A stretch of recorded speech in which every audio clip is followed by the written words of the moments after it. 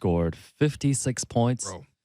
Last night, the Miami Navy SEALs are now one game away from upsetting the Milwaukee Bucks. The Heat were trailing by 14 in the fourth quarter, and Jimmy just took over. Miami finished the game on a 30-13 run. Jimmy had 22 points in the first quarter, 21 in the fourth, 19 of it, 28 from the field, made 15 free throws. And the only players who have scored more than him in a playoff game was Michael Jordan, 63. Michael Jordan over me? Elgin Baylor over me, 61 in 1962. And Donovan Mitchell, who had 57 in the bubble. Jimmy Butler's 56 joins. Jordan, Wilt Chamberlain, and Charles Barkley. I mean, he was just making every type of shot at the end. And I know even yesterday I was like, man, Giannis is going to come back and they're going to restore some order in this series. And Giannis, even though I felt like he was grimacing, laboring the whole game, did have a triple-double, 26 points, 10 rebounds, 13 assists. Brook Lopez at 36 points. But sometimes it's just as simple as, best player on the floor. And best player on the floor was Jimmy Butler. Yeah, no, that was such an awesome performance. Can't believe the Navy SEALs are doing this, man. Well, yeah. I'm still not giving them credit, by the way. Yeah, I mean, man. like I said yesterday, take Miami with the points.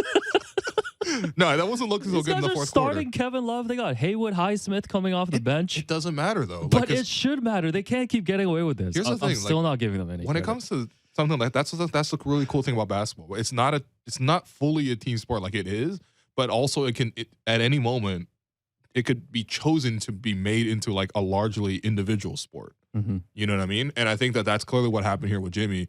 I think, as you mentioned, as far as the part of the 56 points, it's when he scored it that also mattered, because the Bucks came out great in that game. Giannis came out. Yes, he was, after every stoppage and play, he was holding his back and he had the massage gun and everything like that. But he was playing well. The Bucks were playing well. And I thought there was a real chance they're going to steamroll and take a huge lead and sort of pin the Heat right away.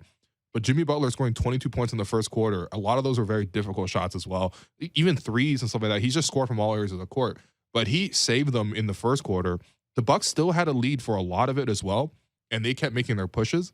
But eventually, in the fourth quarter, when the Bucks started to slow down, and I really don't know what Chris Middleton and Drew Holiday were doing, some of those crunch time possessions, but then Jimmy Butler took the opportunity and then sort of saved them again. He prevented them from losing in the first, and then he won it for them in the fourth. It was just such a takeover performance.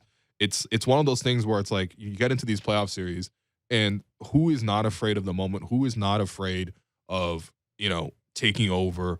And yes, if you miss those shots, the blame is going to be on you. The focus is going to be on you. Jimmy Butler is absolutely one of those guys that shows zero fear whatsoever. It's not a thing. It's not. I have so much respect for him, man. Like, we've seen this over and over and over again.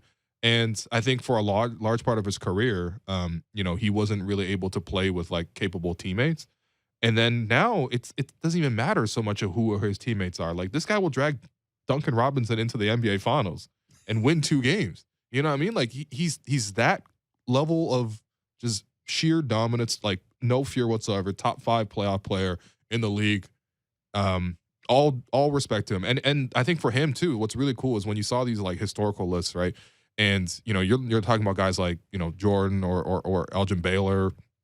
Like he's tying himself with Wilt and Charles Barkley. Like, I think with the scorelines today, because the 3-point shot is so popular, like you can have a guy who gets really hot from 3 or like starts to spam some threes, and that really helps not inflate your scoring total, because it's not like scoring threes is a cheat code or anything like that.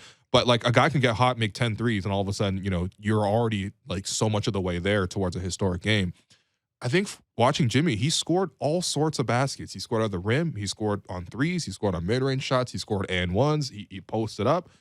There was no way to actually stop this guy. And he played both ends of the floor. So, man, it's just truly, genuinely one of the best performances I've seen from a playoff performer. And yeah, I mean, like, they just completely took the hearts of the Milwaukee Bucks. Yeah, and I think